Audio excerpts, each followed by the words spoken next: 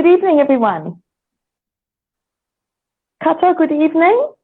Hope you're well.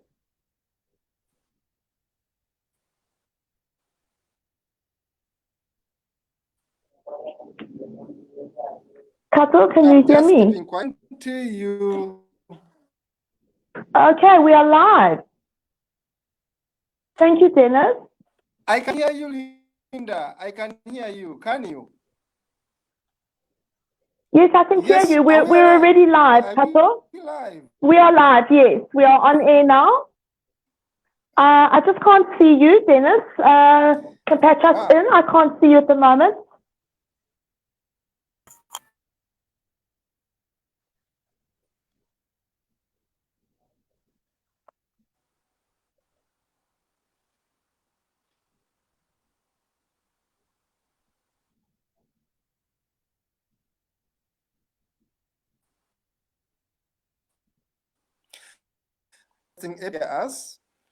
This is another interesting one from called Team Think Tank Africa. We are going to have a very interesting live show today. Inviting you to join us as we dig deep into an insight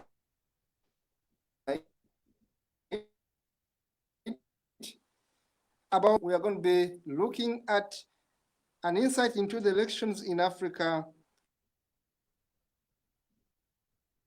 and asking ourselves, we're going to be digging deep into the affairs happening in Kenya. Welcome on board. Welcome all of you. We are happy to have you again. As you know, Kato Mukasa with the interesting introduction about Kenya, having been there, having grown up in Africa,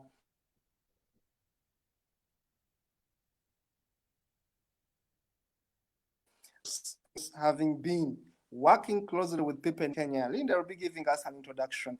And today we also guest our brother Brian Kabeko, who is right now in Kenya and is going to be feeding us. Hi, Brian. Into the history, dating us on what has just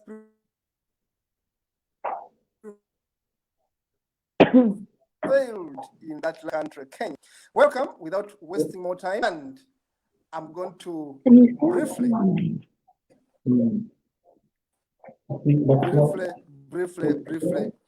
tell you something that makes Kenya unique.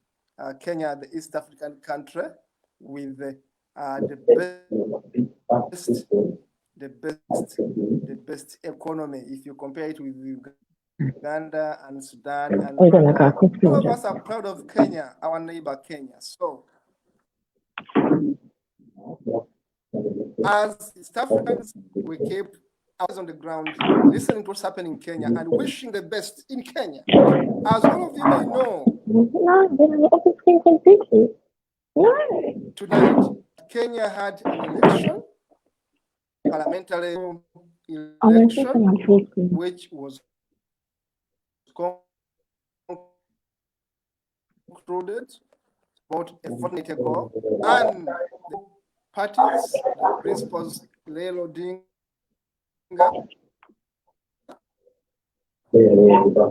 and then the other one, Ruto William, tussled it out to the bitter end.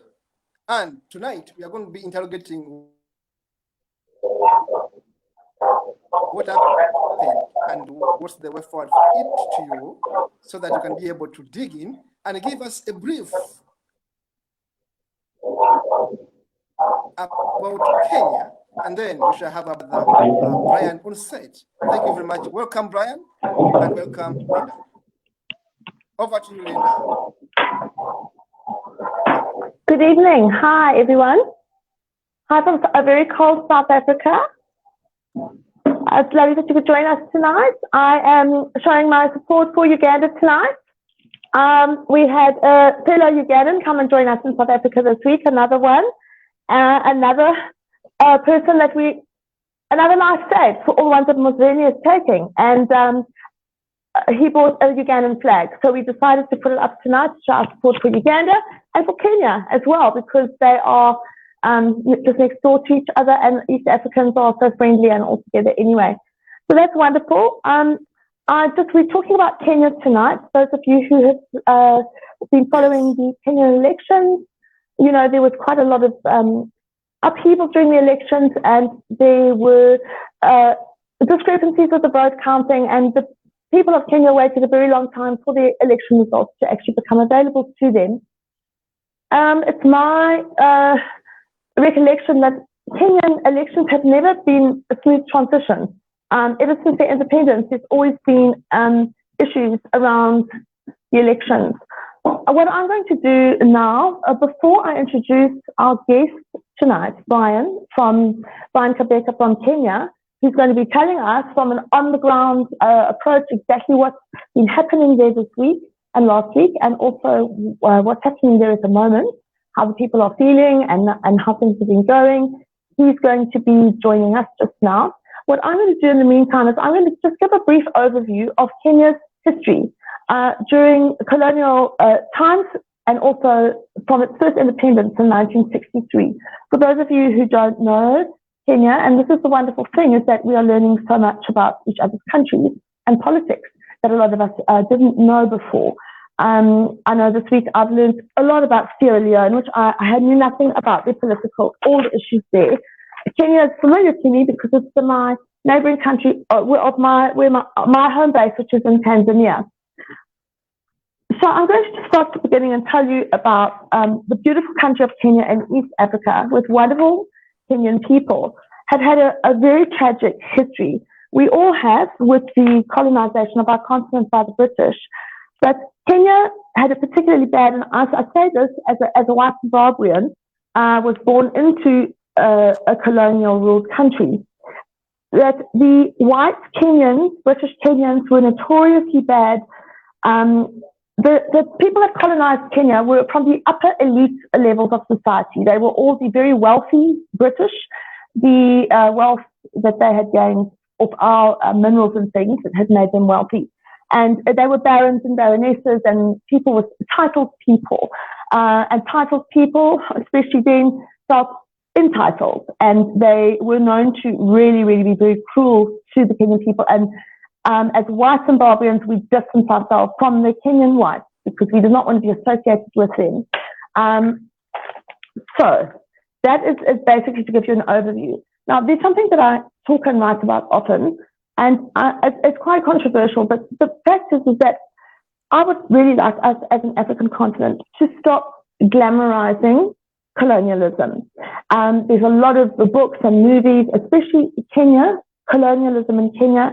It's all about white mischief, out of Africa, I had a farm in Africa, Colin Blixen, and all the safaris and all that. That is the picture that has been painted of colonialism, and that you know, the British came here and taught us everything and how to be civilized. We were always civilized according to their standards, maybe not, but we were civilized in a different way, a better way. Looking at another race of people, and because they don't do things the way you do them, you can't call them uncivilized. So what I do refer to colonialism in is colonial terrorism. And it is what it was. We've got to stop glamorizing it, this colonialism romanticized version of it, because that is actually what it was. Now, if you look up, and I'll just start now because I will tell you what happened there. If you look up the definition of terrorism, I actually got an Oxford dictionary here. And I also want to tell you, I got the FBI's definition of it. You'll see that it is exactly what has happened on our continent. It was terrorism. Okay, so, right, terrorism is defined as the unlawful use of violence and intimidation, especially against civilians, and the pursuit of political aims. It's also known as the calculated use of unlawful violence or threats of it, fear, intimidation, coercing, and the intimidation of governments and societies in pursuit of their own goals. The FBI described terrorism as a violent criminal act committed by individuals or groups who are inspired by or associated with foreign nations. And that is exactly what the British did here in Africa. Also, the killing of so many people was genocide. We need to start calling it what it is. A massacre, and that was genocide. It was ethnic cleansing. It was genocide of black people. So we start at the beginning here, and I'm going to just tell you a little bit about the history. So the British Empire established the East African Protectorate in 1895 from 1920, and it was known as the Kenya Colony. It became the Independent Republic of Kenya in 1963 when Kenya gained her independence.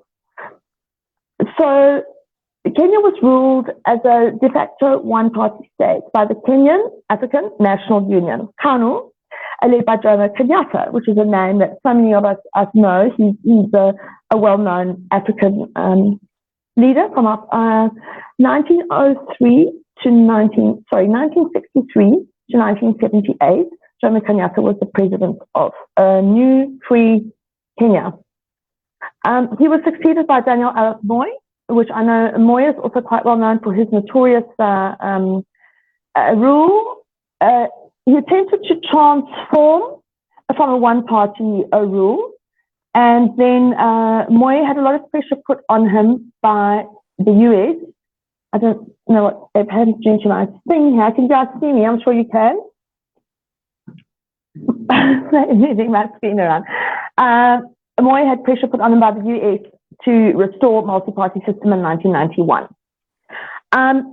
In 1992 and 1997, the Kenyan elections, there were lots of politically motivated killings from both sides. And then in the 1990s, there were evidences, claims of Moi's human rights abuses were uncovered. So we see here that there's actually been a lot of violence surrounding even Kenya's independence, which many people have heard of the Mau Mau uprising. I also feel that we aren't taught enough about wars and genocides that have happened on our continent. At schools here, we learn all about World War I, World War II, and all about everybody else's wars, but there are many, like the Mau Mau uprising, that now my notes have been taken away from me. Thank you, Asante, from us. So I just wanted to just give you a background on that, because the Mau Mau uprising was when the Kenyan people decided to stand up against colonial terrorism and say they'd had enough.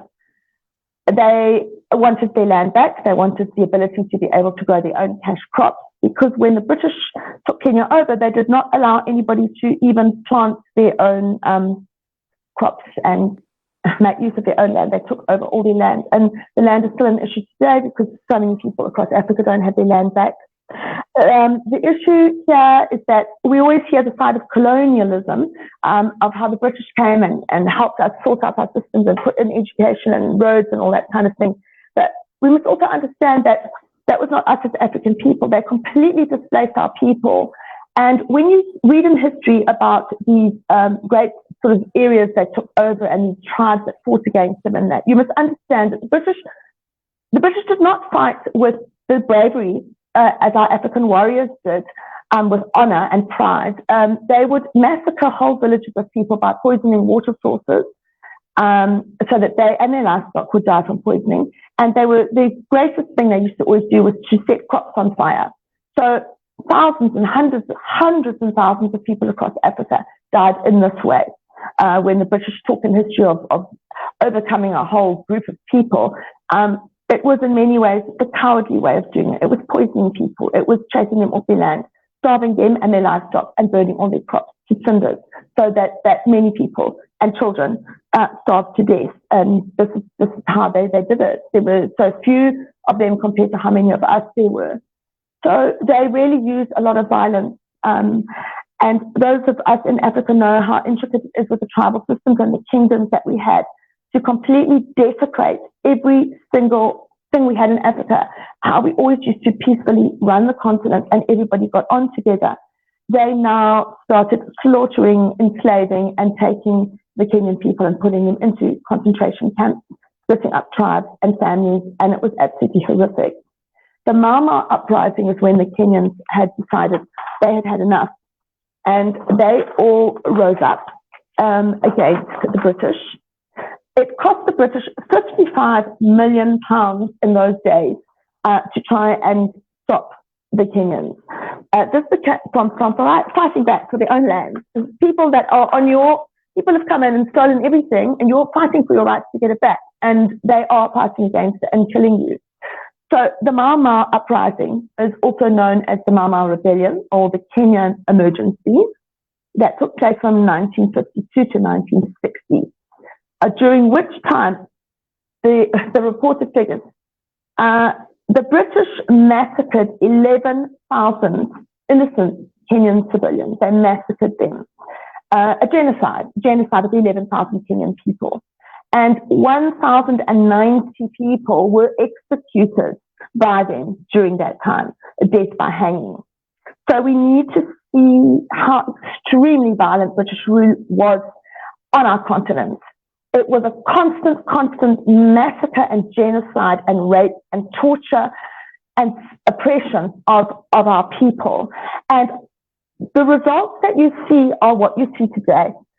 We are dealing with so many issues in our country, with the so-called democracy and with our voting systems and our presidents and our government. If our continent had been left alone, we would have figured out a way as time moved on to sort out any issues which we had the tribal way and with our kings and with the structure that we had in place. That was all completely thrown apart.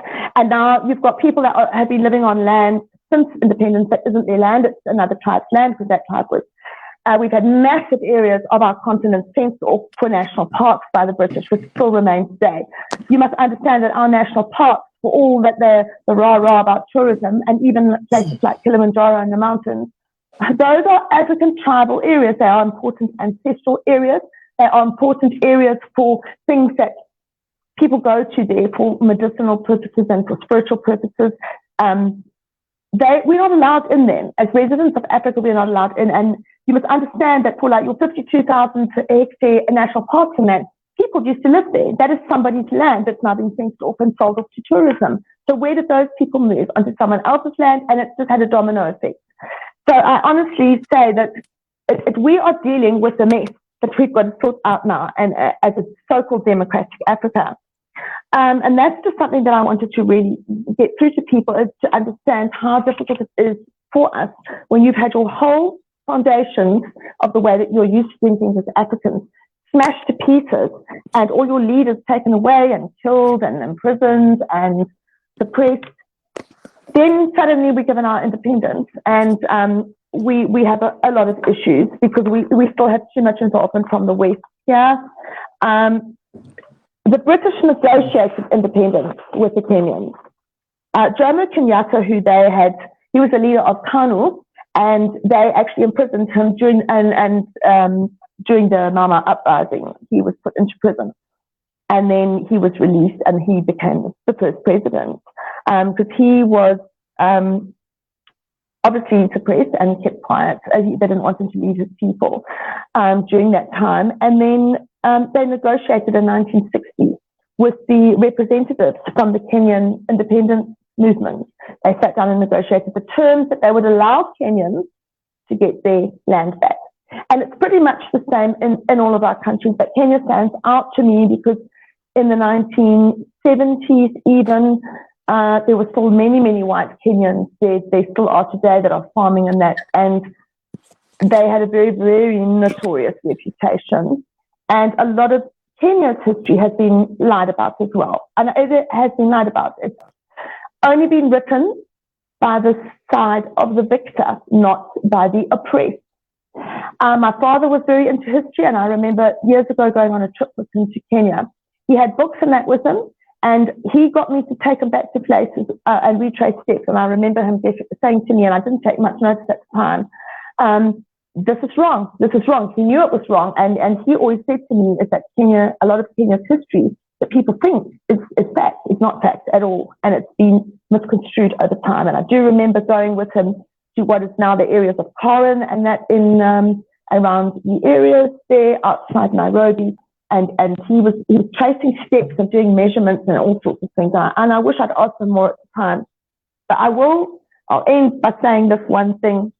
That same time, my permanent home is not far from the Namanga border, which is the border between Tanzania and Kenya. And we would often go through there. And I was there once when my father was visiting. We stood on the outskirts of the slums in Nairobi, Nairobi has got one of the largest slum cities in the world. And my father just turned around and looked, and he said to me, Linda, all the bloodshed, all the loss of lives, all the uprooting of communities, the absolute massacre of the Kenyan people. And he points to the slums and he said to me, and this is their uhuru. This is their uhuru, their freedom, the freedom cry. Just looking at the slums and like, how could this have happened? They fought so hard for freedom. And this is it. The symbolism of the slums of Nairobi is like what went wrong, and it's what the British did in Kenya. That is Kenya's uhuru, thanks to the British. And that's a very extreme example to use, but what he was trying to say is that nobody should be living like this. There should be no slums in Kenya. They should be completely free, back on their land. And none of them were, so that I think summed it up for me too, because we never had slum cities, we never had poverty or anything before that. So I just wanted to give people a background, because then leading into it, I don't know much about obviously today's elections and the current political climate in Kenya, but I do know that it has always been very sensitive. And what we find around Africa is that the same group of people that keep getting voted into power or associates thereof, or the one person is just a version of the other person with different colors and logos and manifestos and that. But at the end of the day, they're all controlled by the same people. And it's my personal belief that we are still controlled by the West in Africa, that they still have deals with all of our presidents, and that is then passed on to other people within their groups that then come into power, and that Africa is not truly independent. We have never been independent. We think we are, but it's an illusion. And what's happening to our people today is no different to the days of colonial terrorism, where we were oppressed and we were having all our stuff taken from us. Only now it's our minerals that are being taken. We don't have Africans being taken off the continent as slaves. We have Africans being kept on the continent as slaves, where we can barely afford to eat or to educate our children or to buy our own homes and prosper. And that's just my take on the whole thing. And I think Kenyan elections are a very good symbol of how so much has gone wrong in Africa that we are left to deal with today. And yet we still have the West taking from us all the time, keeping us reliant on food aid, looting our minerals with our corrupt governments and dictator presidents. And we are, most of us are, I would say, under almost like this kind of military rule. If you look at how the military and police just control all the people in each country. So that's my take on it. So I'm very interested to hear your side of that, Brian. And Brian is a Kenyan. He's a human rights activist, and he is involved with activism in Kenya. He is on our group, and he has very interesting, very insightful information. I always enjoy reading his posts. He has got a lot of knowledge and a lot of EQ, an emotional intelligence that goes beyond looking at facts just like they are, but a critical thinking. And he has always got some very valid points to bring up. So I think it's wonderful to have you on the show. Brian, we would really we welcome you here and has been part of the team. And yes, we can see you, and I'm sure we had good sound when we tested earlier. So Kato, I'm going to hand over now to Brian. And then I know as Brian chats, we're going to ask some questions and things. And if we have anyone that's watching us now that would like to send questions, and please do. And we'll ask those of Brian during the rest of the show. Welcome, Brian. Welcome, Brian. Please go ahead and introduce yourself, and then also tell us briefly about the situation in Kenya right now, Brian. Okay, evening, Kato. I hope wherever you are attending this online show, everything is very well with you. So Yeah, my we are name is okay. I'm Brian. okay. I'm a I'm youth okay, thank you. advocate here in Kenya, and I'm happy to be with you in. I'm attending this live session from Nairobi, Kenya. Although I'm usually based in, but currently I'm in Nairobi, so it doesn't make any difference. I want to appreciate whatever Linda has just been taking us through about the political history. I must say that she hasn't got anything wrong. Whatever highlighted, it's exactly what's happening in Kenya and what happened pre-colonial Kenya. So Kenya has just concluded the agenda.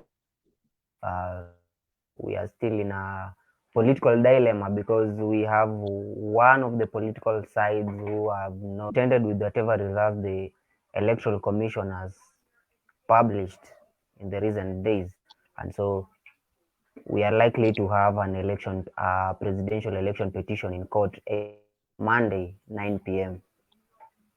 Okay, That's the current situation. That's the current I see. presidential election concern. Linda, you've do our history pre and post. I won't. I'm not able to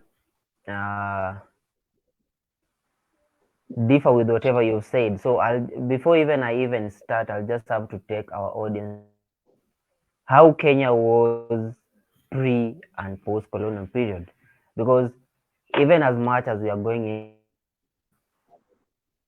and elections here in Kenya, people need to understand what happened, what is happening after the white man left our country. Kenya is a diverse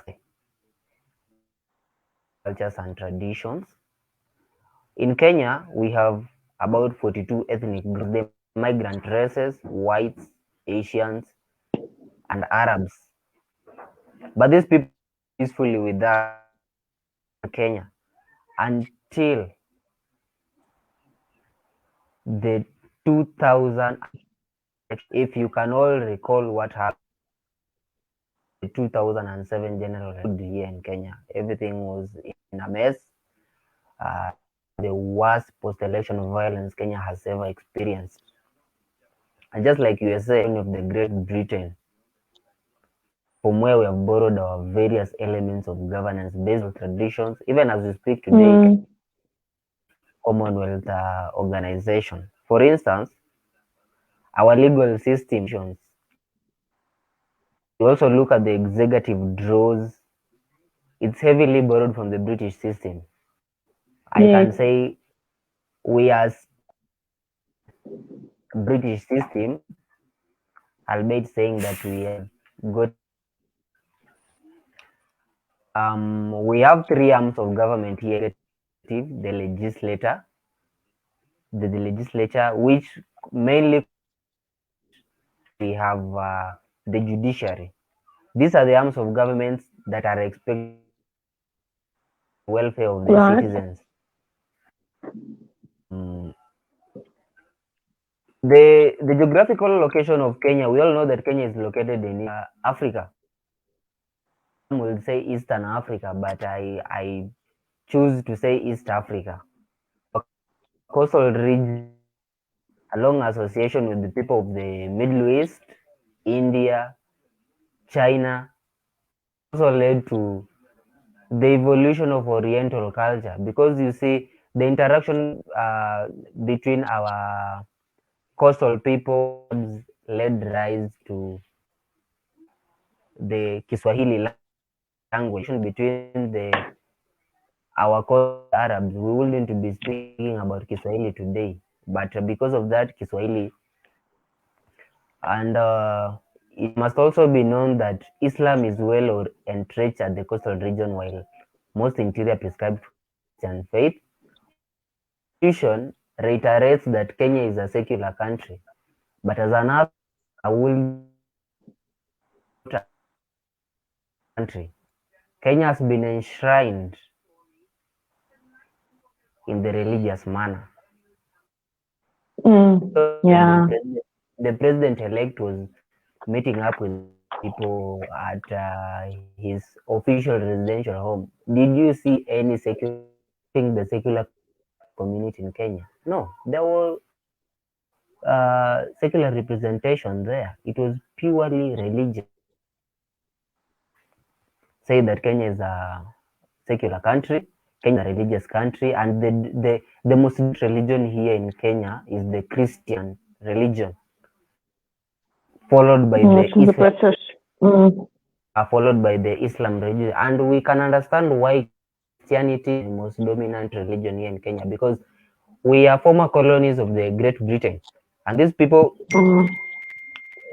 in Christianity.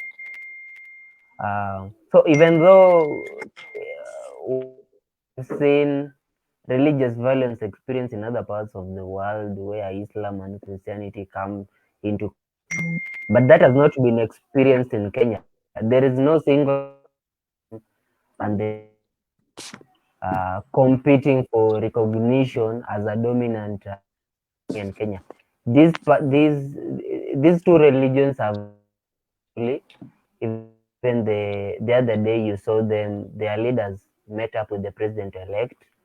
A healthy, should I say, because if we can have a good interaction between the Muslims and the Christians, that means that it's a healthy relationship. We also have direct contact. We also had direct contact with Europe in the 15th century when the Portuguese, led by Vasco da Gama, explored the region at around 1978, if I'm not wrong. That led to a subsequent colonization of the Eastern African continent. During that time, Mombasa was the headquarters, but that changed. Came in. They moved the headquarters from Mombasa to Nairobi. During that time, it was called Enkoro Nairobi, and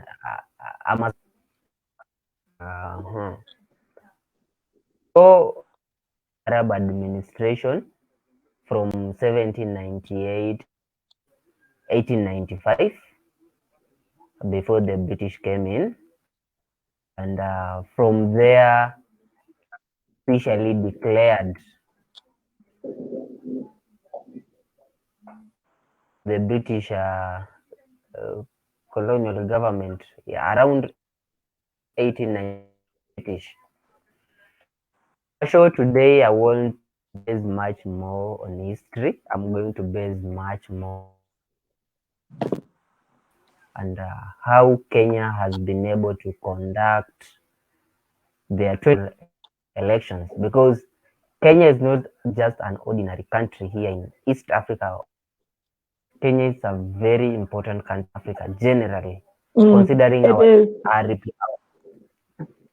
representation at the UN Council. So it's a general election that even my brother from Uganda there has been trying to find out what's happening in Kenya, what's the latest update, so today we are not going to base much more, but rather we are going to base much more on what is happening in Kenya right now. What's the best way forward, even after the general election? So I'm happy to be the team, and I'm looking forward to engage with you throughout this session so that I can be able to answer your question as to what do you want to know about what's happening in Kenya. Yes, Brian, thank you very much for that introduction from you. We have been following keenly issues in Kenya. I want to bring you up to speed on the Kenyan economy that we know. In Kenya, Yes. You are over 50 million people, Exactly. as you said. And by the way, this population is growing very fast because in 2015, you were only 44 million people. And now this is 2022, which is about 7 years. You have added 6 million people. Sure, that's huge. Oh. Now, in 7 years, you have added 6 million people. And that is very interesting because your population is growing astronomically. And the resources, let us look at your resource envelope, for example. Your GDP right now, from the sources I can see here, is 120 billion US dollars worth. Actually, it's too big because Uganda's GDP is about 34 billion US dollars. Now, the Kenyan one is 120 billion US dollars, and it was about 70 billion US dollars 7 years ago. So your GDP is also rising, but the challenge is that the population is also rising rapidly. Let us look at your unemployment. Your unemployment, Brian, in Kenya is quite worrying because we're talking about 70% growth in unemployment per year, and doesn't go back. It keeps on rising. And of course, your inflation also is terrible because about 6%. So it means that if I was buying fuel at say 1 shilling, now there is a problem. So look at where do you get money as Kenyans? Of course, there is the agriculture sector, which is contributing quite a lot. It contributes 29%. Your industries, the industrial sector contributes 18%. And the services, where Brian you are and many others, the service sector contributes 53%. So when you look at Kenya, we look at all these sectors and we analyze the contribution of these sectors vis-a-vis the growth of these sectors. We also look at unemployment, we look at taxation, and we look at all these things. And then we ask ourselves, do the politicians know what's going on? For example, right now, drought is affecting Kenya, some parts of Kenya, as you may know. Of course, you know that the problem now is that the food insecurity. You have food insecurity destroying Kenya, and the reports here show that at least 3.5 million Kenyans are insecure when you talk about food. 3.5 million Kenyans don't have food. In fact, I was watching news before we went for this show to see how Kenya is, and I was seeing animals dropping dead in some parts of Kenya.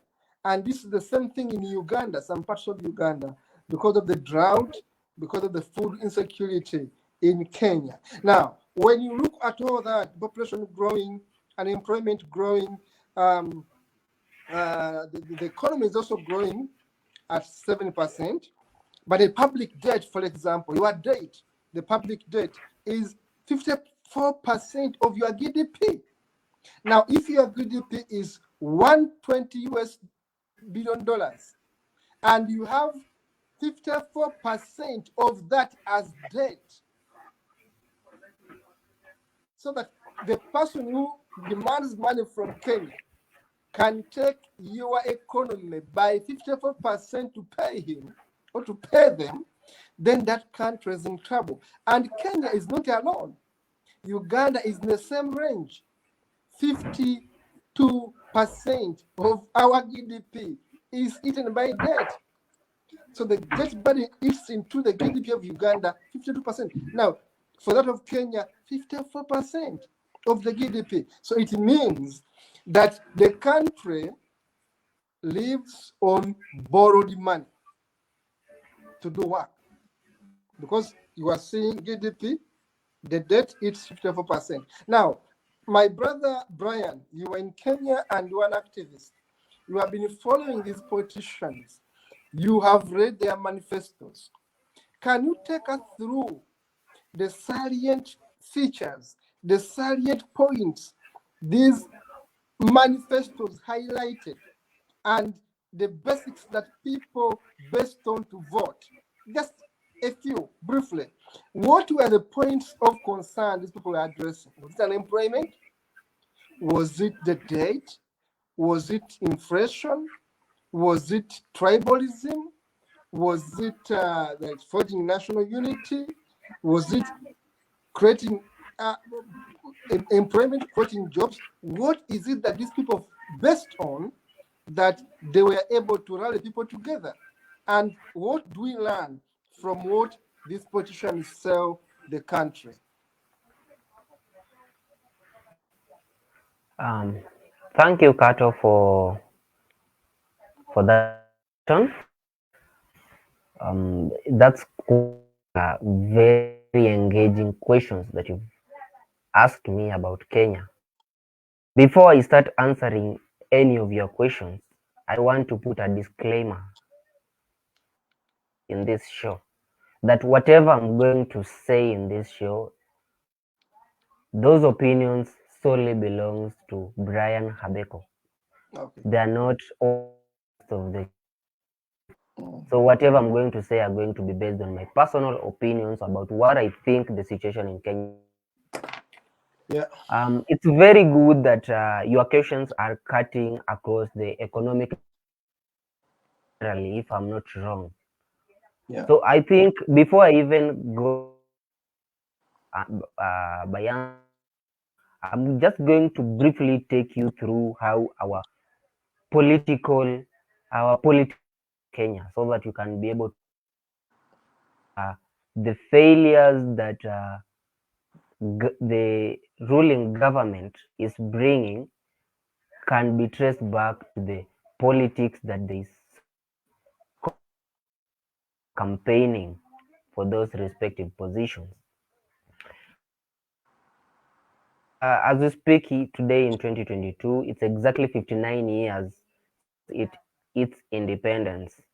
And if you've been keen with the Kenya, you'll realize that our politics here in Kenya is ethnically based. Ethnics defines Kenyan politics. We can't run away from it. Although recently I've been hearing our president-elect during his election saying that Kenyan politics has changed from tribal-based into issue-based. That's not true at all. Because the reason as to why I'm saying that Kenya is still based, Kenyan ethnicity, you'll realize that the political parties that are formed here in Kenya is in fact, I wouldn't call them political parties. I would call them political parties.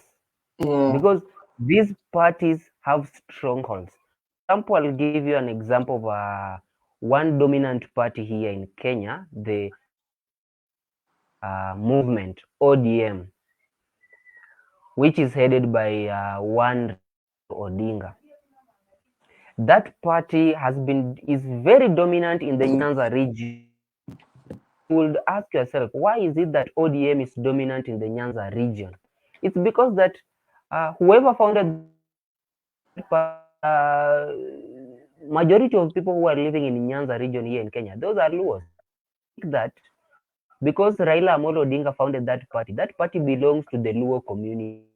Why in Luo Nyanza here in Kenya, nobody can ever, you can't win any position if you're not in ODM. Why is it so? In Western Kenya, we have a dominant party called Amani National Congress, aka ANC. It's a Luya party, and you can't win any seat in Western Kenya if you're not part of those tribal political parties. That clearly indicates that Kenya is our Kenyan politics is still tribal based. people outside there should know that when a Kenyan is going in the ballot box, he's either a Luya, he's either a Kalenjin, or he is either before he even becomes a Kenyan. So the fact that Kenyans are voting in leaders on the ethnic backgrounds tells you that Kenyan politics is still based on it. There can't be any other better definition of Kenyan politics, ethnicity. We are still in the medieval times whereby people go into the ballot boxes thinking that coming from is Kato. If Kato is a Luya, then check. 2. Which party does Kato? Kato belongs to Orange Democratic Party or ANC, Amani National Congress. Then check. If he's not part of that party, then that's an X, whether your manifesto is promising or not. They won't vote you. Okay. You based on 1, ethnic background, 2, political party that you are in, and then lastly 3, how popular are you to the rest of the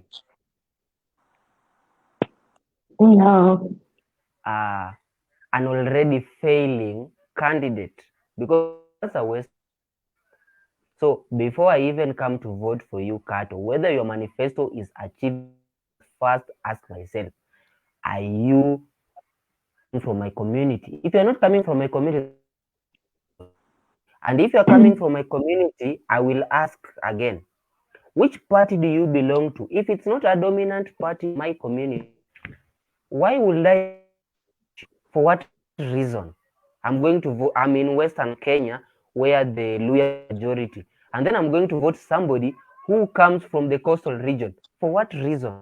Because we believe only our people can bring development to our areas. If I vote somebody bring that development in my community, so there is no need of voting you.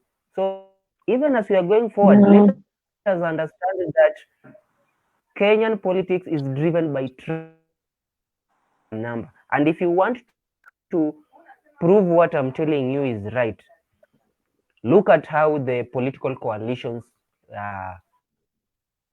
some candidate picks on a running mate, he or she must consider where my running mate from.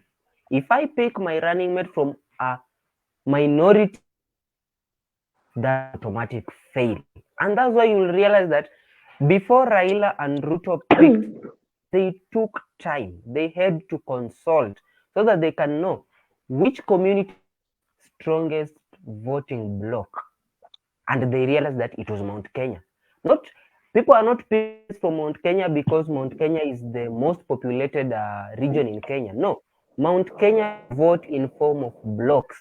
When they decide they're going to vote for you, Kato, everybody in Mount Kenya will vote for you.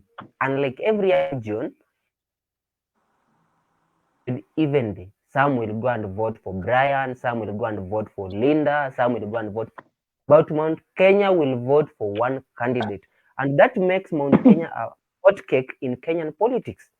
So our politics is still run by ethnic. Our electoral commission just posted the presidential results. Look at the Rift Valley region where our president-elect comes from. The Kalenjins, at least 90% of Kalenjins for which you go to Nyanza, at least 89% of Luos in Nyanza voted for Raila Amolo.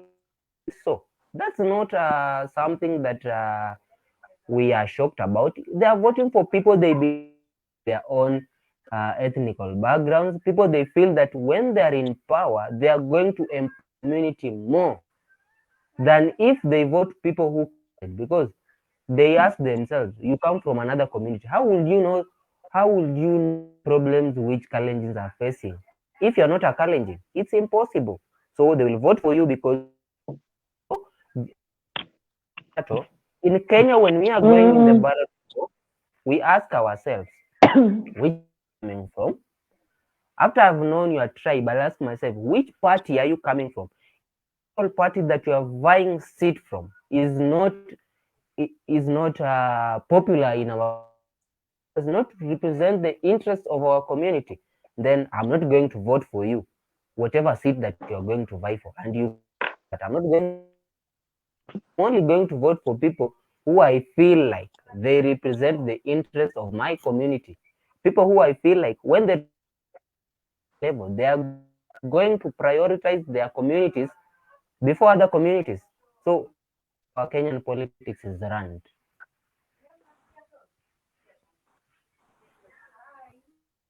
Thank you very much. Very interesting. Yeah. Linda, do you have any question you want to give us a follow-up question before I come in? No, I was just saying it's very, very interesting to hear the way that Brian has actually explained that, because I think it's true for a lot of our countries.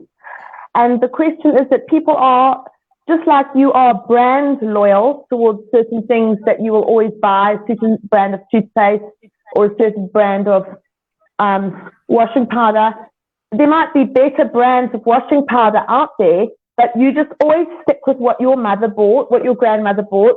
I'm using a very basic analogy here.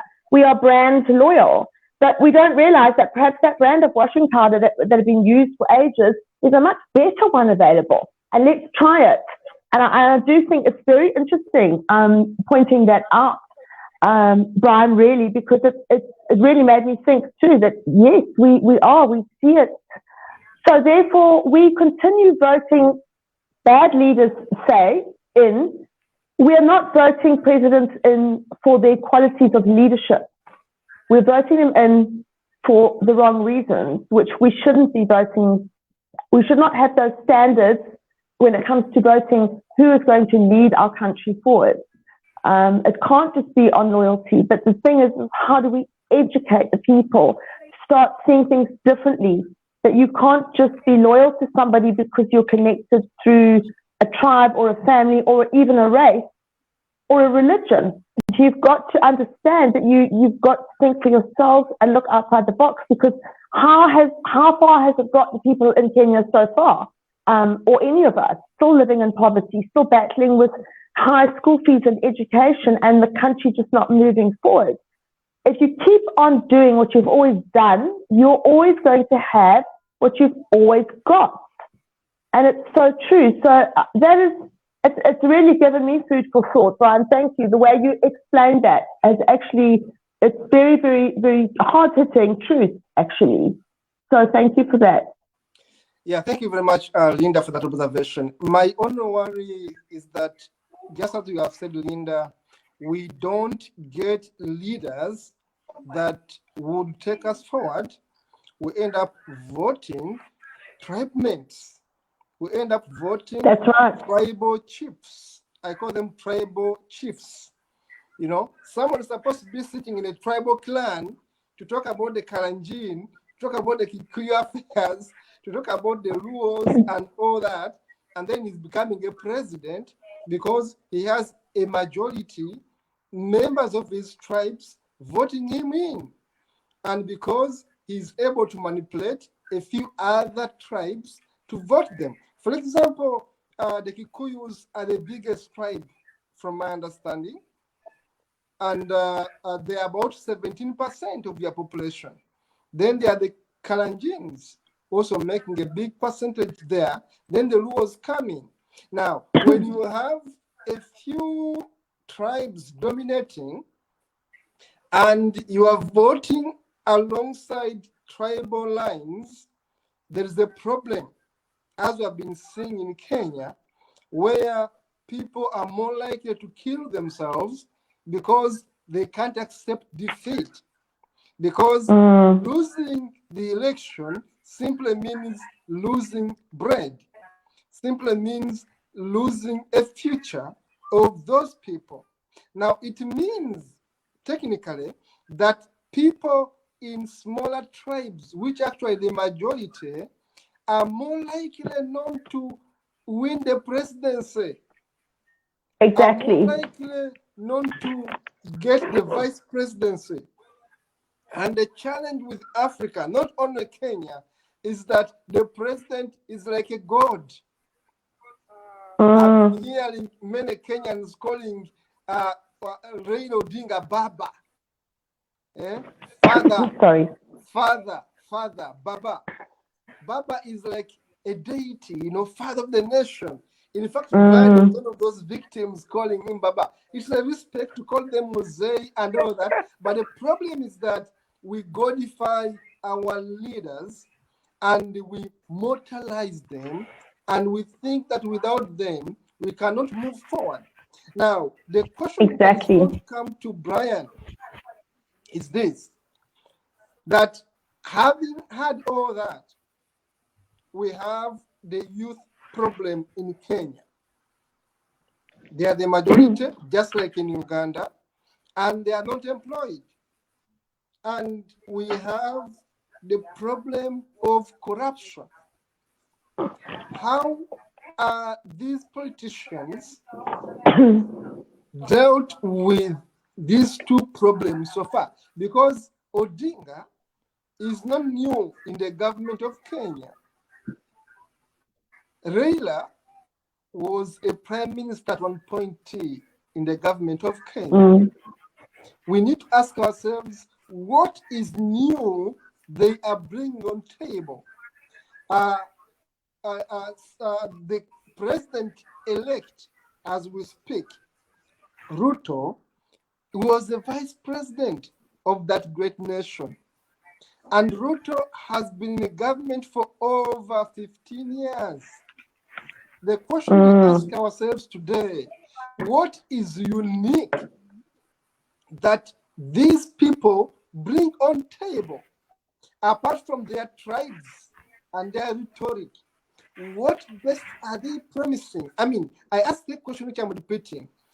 Apart from people basing on tribes to vote, was there an agenda that is distinct, which these two strong candidates were selling? When you, as a voter in Kenya, you went to the ballot, did you look at their manifestos to find out which one was better than the other? Therefore, can you give us an analysis of, for example, what made Ruto voters give him a vote and what made Raila's voters give him a vote? Because the margin of error is so small. The difference between the winner and the second runner is too small. So what are these people saying? What were they saying to the people? Over to you, Brian.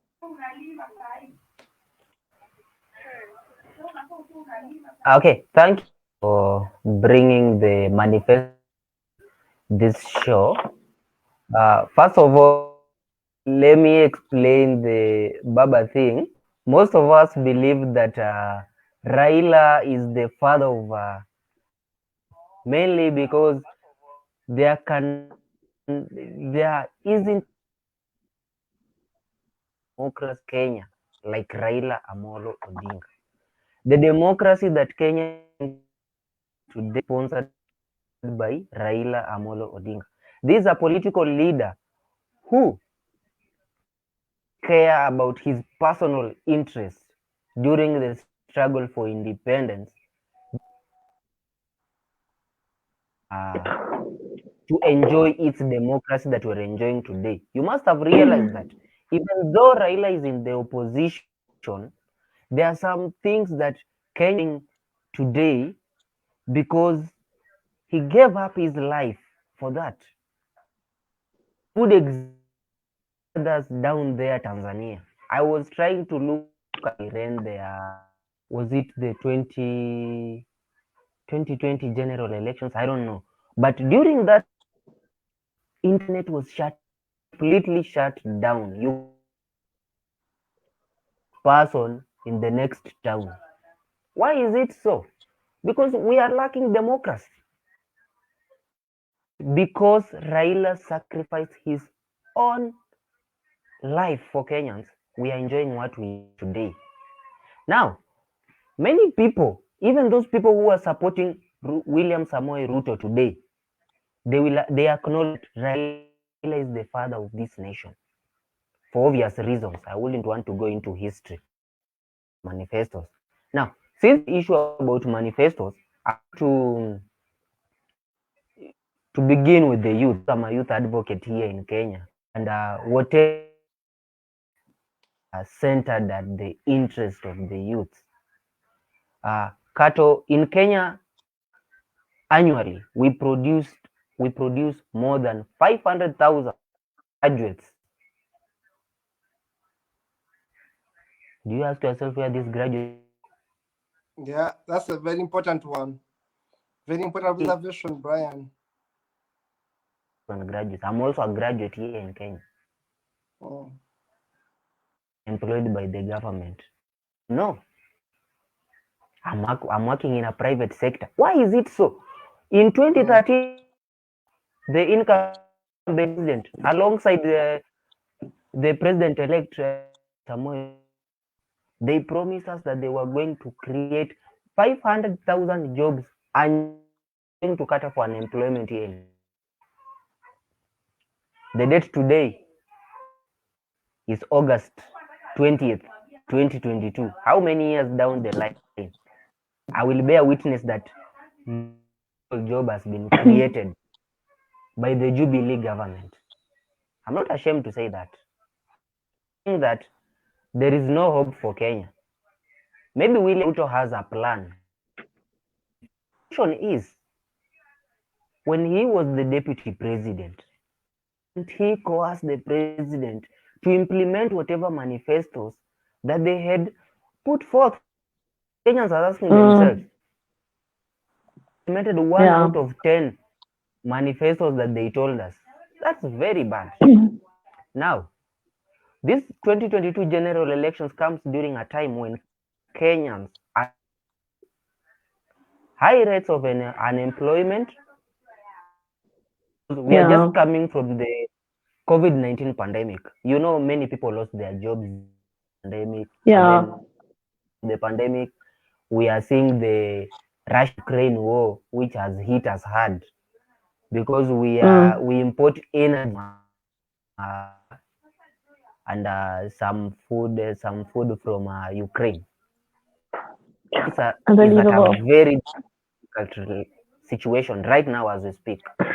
And I was looking at the current government, the outgoing government, bills of 500 billion US billion dollars. Unbelievable. Now tell me, even if you are a government that is coming in, how are they going to out that? You know, it's unrealistic. Huh? The situation is bad. Yeah, it is. The economy is tight. Things are not working. Sorry. And seeing our presidential candidates, both from Azimio and Kenya Kwanza, they are parading manifestos that requires billions of money. Where are those funds from? Huh? When we've even exceeded our national debt limit, where are they going to solve those funds? Now, ourselves as Kenyans and Africans, as much as they are bringing manifestation should be, how are you going to finance your manifesto? It's a time where has exceeded their loan limits. Today, the 100,000 Kenyan shillings. Every Kenyan owes the World Bank 100,000 Kenyan shillings. That's the day. Yeah, it's a lot of money. Quite a lot of money. Because of that, we've seen how our taxes have gone high because they have to pay that debt. And who's going to carry the burden of paying that debt? It's the common citizen. Of course, it always is. Exactly. It's we are being taxed. Prices have gone high, almost double. The common citizen cannot. It's because of the current policies that are government. And you know one thing like about our politicians is that there are good opportunities. They saw that Kenyans are suffering. They high. They saw that the national debt was costing Kenyans. They saw that, and what did they do? They went their offices, Sorry. drafted manifestos specifically that was going to address whatever challenges faced. Little do Kenyans know that these challenges we are facing today has been brought upon by the same politicians who are bringing us those that to solve the situation. That's how it is. Yeah. And Mr. Kato, I'm going to take you brief, with Linda through the manifestos of both sides before we can even just the highlights discuss. Yes, just the highlights. Yes. I'm going to take you through the highlights because I saw that it was very relevant. I'm going to be yes. There's a Mio side which is led by one Raila Amolo Odinga has promised Kenyans that they are going to restructure the national debt portfolio. What they mean is that they are going to renegotiate the existing loan terms, because you realize that Kenya has existed their loan limits. Everything is not working in terms. Raila is also promising something that is called Baba Care. It's a social protection where families are going to get approximately 6,000 stipend every month. An affirmative promises to deploy, where we are going to see children that come from marginalized areas, eastern parts of Kenya, they are going to be helped so that they are going to access quality health and quality opportunities as they brought up in Nairobi. Raila is also promising us water in every household. He's promising to restrict by introducing the Minister of Justice, who is going to act as a referee between the government and the people don't approve that. He's also promising us that he's going to improve agriculture. He's promising socialization. He's promising us that he's going to support women empowerment. Promises us that we are going to have free education from primary to the university level. I don't know how he's going to achieve that. He's also promising us that he's going to sponsor devolved resources, whereby we are going to see money to the national government. And then lastly, he's promising us an that's just about Azimio or Raila's team. And then we have the Kenya Kwanza team. William Ruto is promising us that he's going to, whereby he's going to build 250,000 houses. Wow, it's a lot. You see that? He's houses for who, Brian? Houses for who? Those houses, we call them hustlers here in Kenya. For the poor. For the common mwananchi. Okay. And then he's going because everyone's poor. He's going to use a rent to own policy, whereby if you are renting a certain house in Nairobi, you are going to pay rent for only 15 months. After 15 months, that house is going to be yours. That's the policy Ruto is promising. He's also promising that he's going to allow small scale enterprises so that they can bring themselves up. He's also promising to improve agriculture, to introduce the universal health care. He's promising to, when we come to education, he's not promising free education like right. Instead, he's promising that he's going to reduce the cost of fees and increase the student loan for those who are in universities. He has also promised a social protection scheme where the government is going to who is above 18 years in the National Health Insurance Fund for the persons with disabilities. Ruto also improve the women agenda, the ICT sector, and the manufacturing sector. What I've read, you will realize that there is nothing different in these manifestos. They're just similar, only that they belong to different political parties. Now, the question is one. In as much as you are promising us that you're going to deliver heaven in Kenya, how are you solving the hell that we have today? Because that's good. In 2013, has gone on record for promising us more than 8 Kenyans since independence. What did they deliver? Empty promises, yeah. So, Kato, that's where that is trying to link governance with the country so that we can have room for development. But the question is, who is going to implement these policies that you are trying to bring about? Yeah. To vote on August 9th this year. I did not go to vote because I'm going to vote Raila or I'm going to vote. What made me go to vote? I was going to vote depending on who are you partnering with. Because one thing I know about Kenyan government, the president does not run everything. The supervisor of government operations. But those people who matter a lot are the who have been appointed by the same president. So if you are surrounded with the people who won, they have numerous who, in fact, the academic qualifications questionable. Why should I vote you? You are a fraud.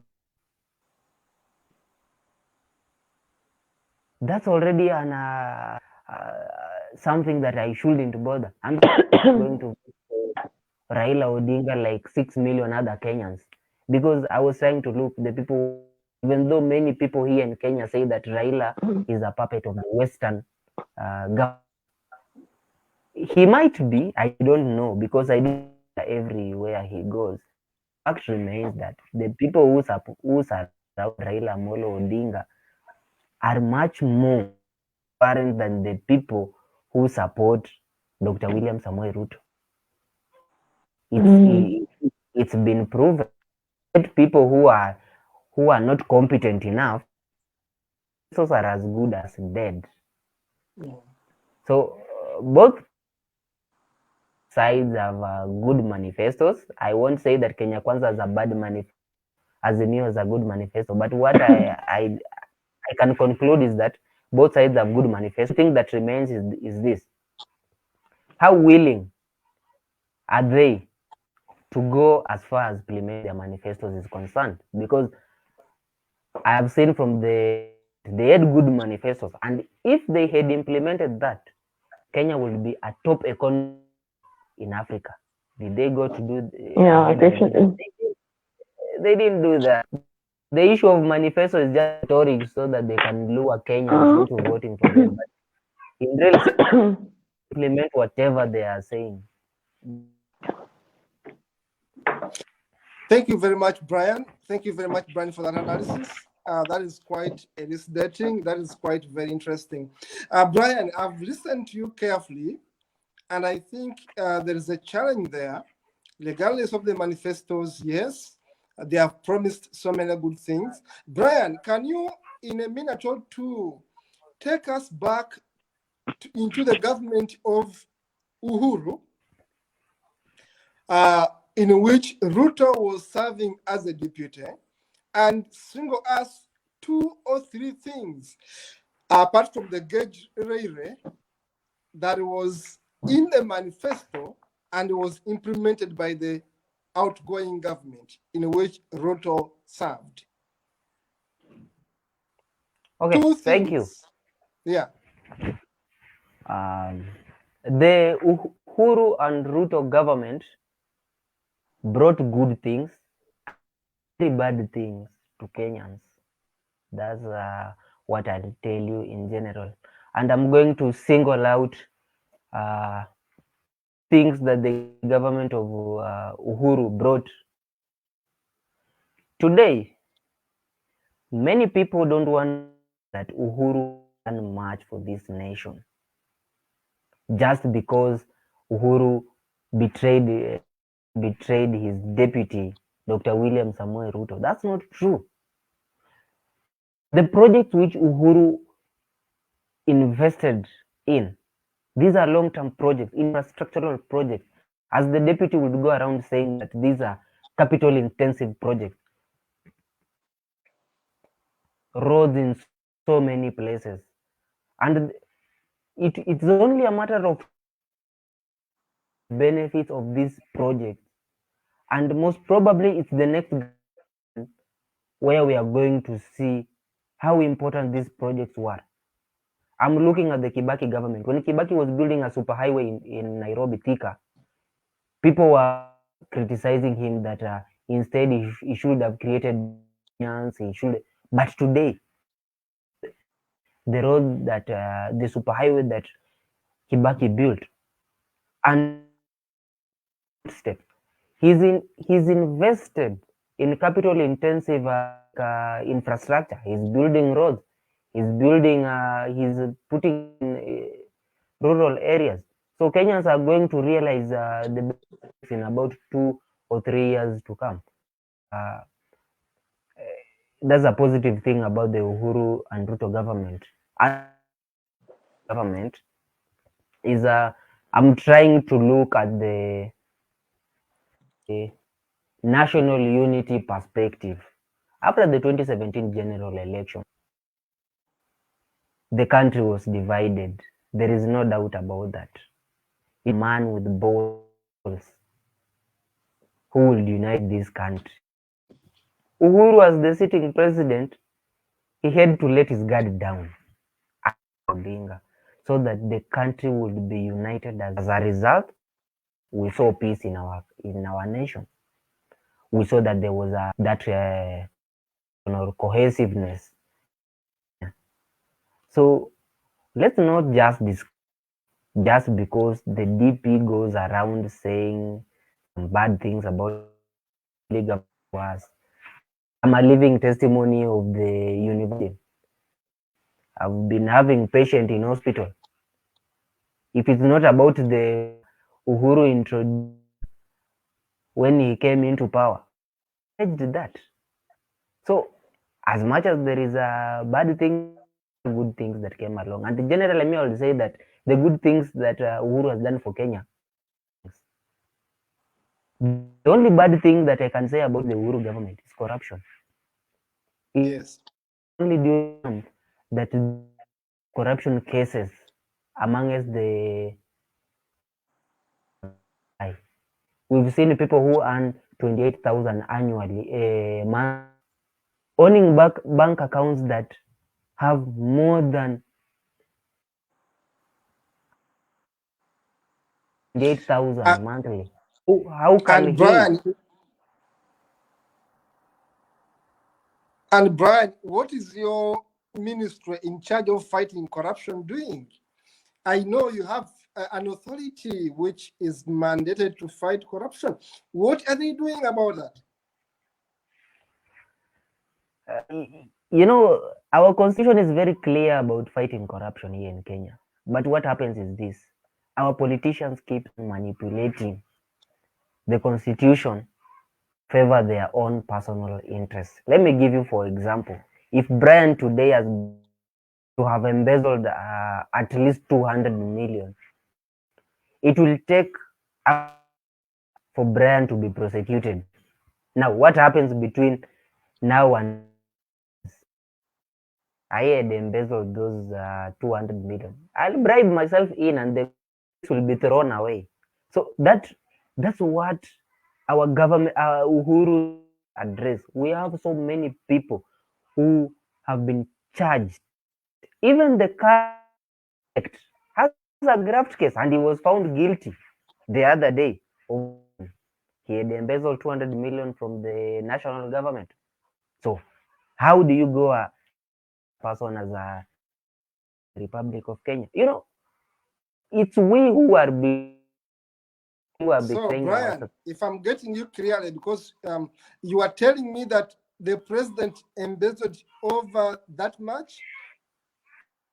There is no case in court that the president has accused of embezzling any funds, but there is a case of the current deputy president-elect, who is Rigathi Gachagua. The other day we saw 200 million. According to our constitution, he was guilty of those accusations. He was supposed to resign as a running mate of a candidate. Did he do that? Is our court doing anything about that? It's not doing. So that's the problem here in Kenya. So lastly, we are concluding, and I'll be inviting Linda. Thank you very much, Brian. I'm going to make only one comment, observation, and then you're going to come in, and then Linda will be able to close us in. Now, there is a case that we wait to see before the courts of law in Kenya. And today I was reading one of your tabloids online, which talked about a petition in courts being thrown out because it was not properly filed. Someone simply wrote a letter, yet the court system in Kenya clearly shows how a petition is done. So we expect that in the next 5 days, the opposition, the party that lost, is going to be in court and petition this outcome. We know that 4 commissioners of the IEBC of Kenya denounced their own election and their own commission, calling it corrupt. I was watching an interview just a few hours ago in which Odinga denounced the outcome of the election and said they are going to court.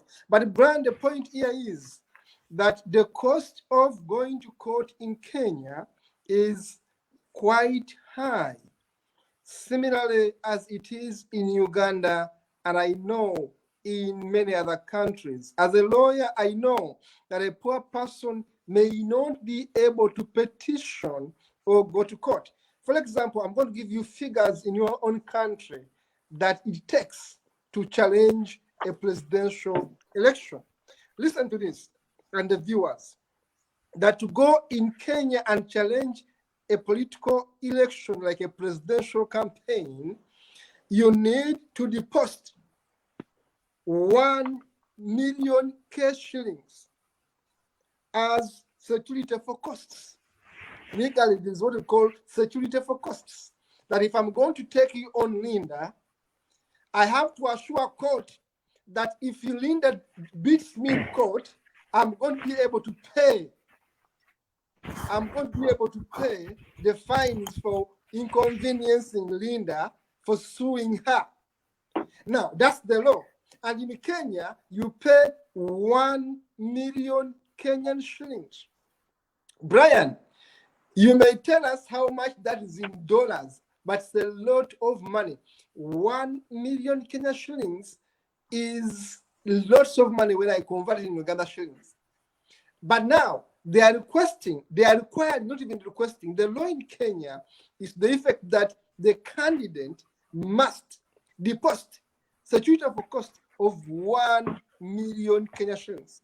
And above all, the same candidate must deposit filing fees over $500,000. $500,000 goes into filing fees. And then the one who's going to respond to the petition must pay 20,000 Kenyan shillings for a response. And when you look at other requirements, like filing a notice of motion, just a notice of motion, and certificate of agency, you need over 2,750 Kenyan shillings to just get a certificate of agency and file a notice of motion. And you need over 4,000 Kenyan shillings to file in an intention not to oppose. If I'm going to say, okay, let us continue, I'm not opposing anything. I'm still going to pay money. And you are going to pay 50 Kenya shillings per folio.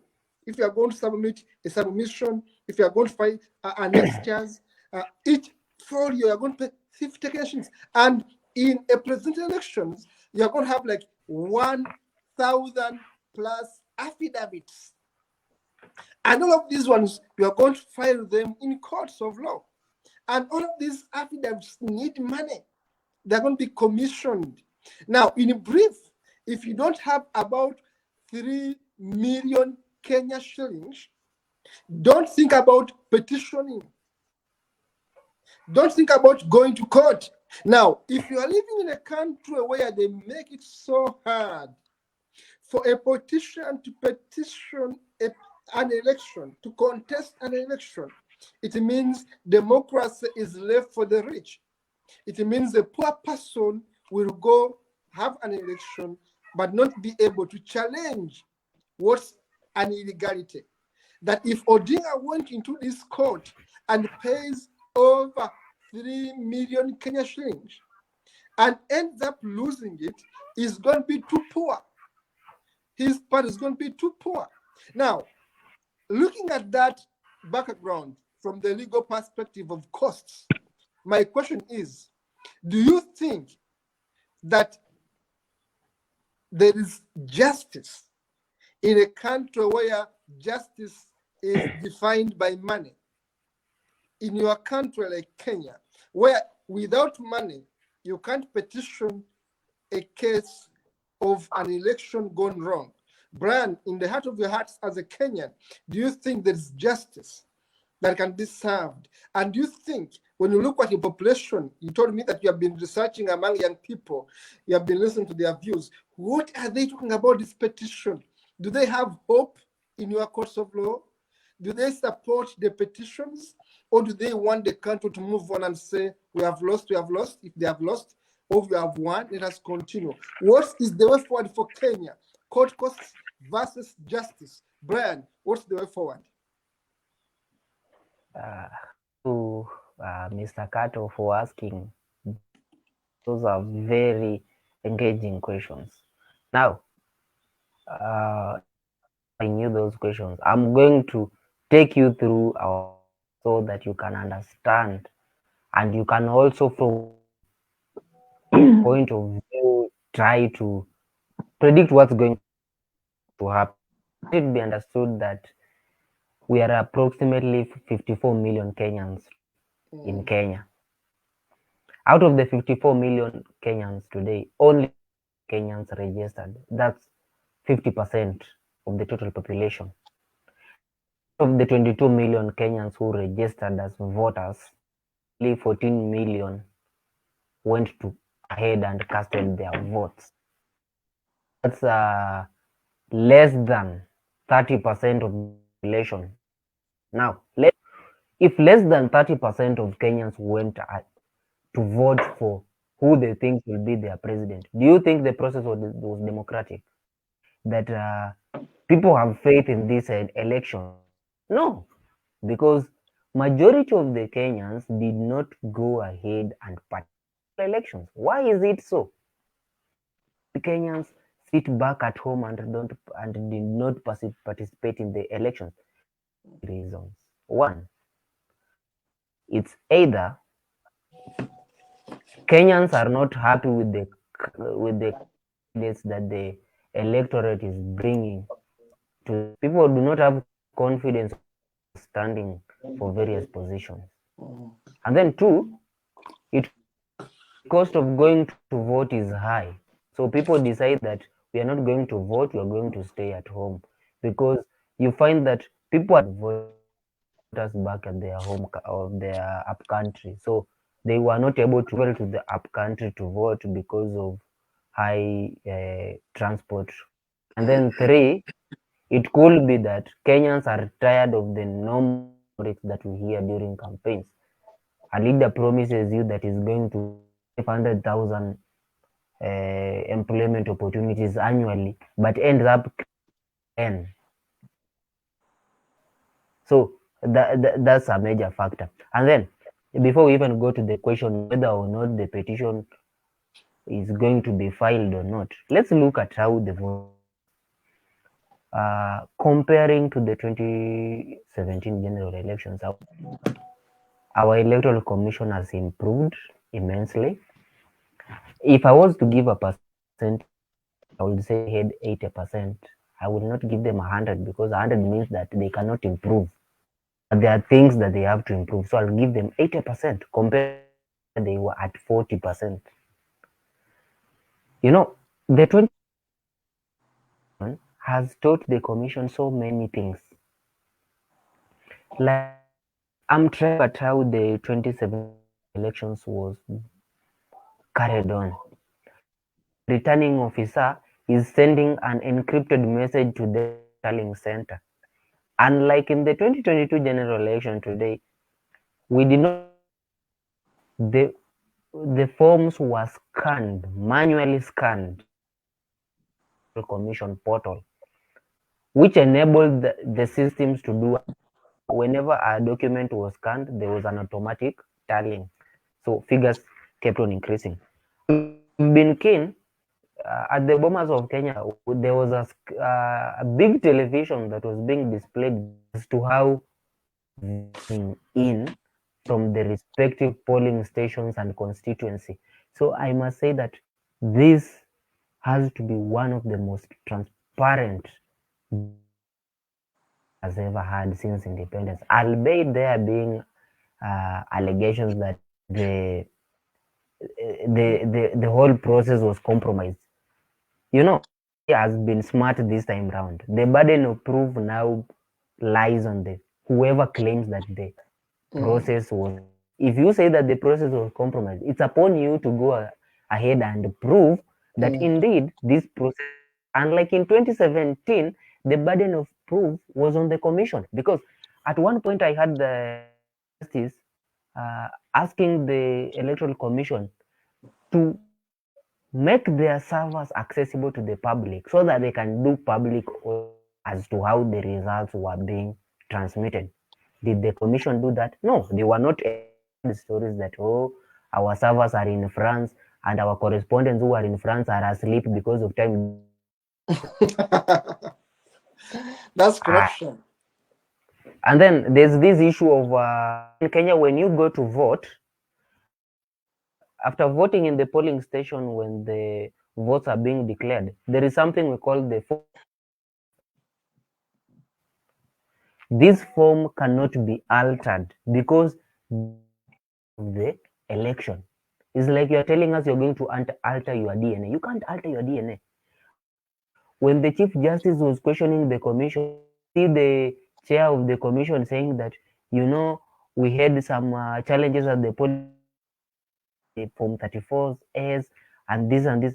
How do you alter your DNA? That's impossible. But this time around, alteration of the forms, because every candidate was asked their chief agents at every polling station. So whatever the results that comes from had to be signed against by the chief candidate, chief agent, every candidate.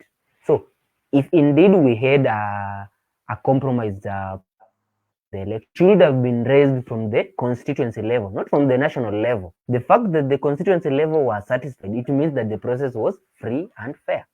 So now lies on the petitioner. Whoever is petitioning the process able to prove that indeed these elections had been. Brian, thank you very much. Thank you very much. I'm going to cut you a bit short there and ask you one question. What's the way forward, Kenya? What's the way forward, Kenya? What do you think should be the message people should have? The Wananchi, the young people. What should be the way forward now, going forward? We have had elections. They are being contested, yes. There is a president in waiting who has been a vice president. And therefore, what next? As a youth leader, as a humanist, as a human rights defender, what is your message to people in Kenya as we go forward? Then after you, we shall be having Linda to wrap up. Thank you very much, Brian. My message is very simple to the rest of the people who are watching me and Kenyans generally, that we all did our general election, and I must commend Kenya peaceful throughout the process. You know, it was anticipated that it's going to be a violent period for Kenya, but we've this world, we've been peaceful despite half of Kenyans being an outcome of the elections. Everybody has been able to hold their horses the streets to protest, and I wouldn't finish without commending our political leaders. We've seen Raila Odinga today coming out. They should be patient for the law to take its course. Be patient and wait for the decision that is going to be decided by the court. That's another way of telling Kenyans that remain, whatever the outcome is, we will accept. If your candidate lost, peaceful, the next president is going to be the president of every Kenyan, people who voted for him. And I thank our president-elect, Dr. William Samoei Ruto. He today voted for Raila Amolo Odinga. He's not going to be the president for him, but the president of the whole nation. So let us be patient. Let's wait for the court. The court has at least determined the presidential election petition that is filed by Monday. If it's not filed, then we will see Dr. William Samoei Ruto on the 30th of August this month as the 5th president. My message has always been, let's, whoever you voted, keep it peaceful. Thank you, Brian. That was a good one. Thank you for joining us tonight, and thank you for sacrificing all that you are doing for Kenyans and for the world. We thank you so much, Brian, for the patience, for the contribution over the years, and we wish you and the people of Kenya the very best. We are grateful that we have been able to come on set and give all this beautiful insight, and I've enjoyed each and everything you have shared, and we believe that we shall build on that going forward. Africa must not lose hope. Africa must continue moving, and we believe that electoral democracy finally, at one point, will deliver us to the point where you want to be. So, Brian, as your parting shot, please say goodbye, and then we shall have Linda to close. My parting shot is this. I have only to Kenyans who are watching this show tonight. I'm telling them that Kenya, Ruto, Kenya is bigger than Raila. If we take to the streets and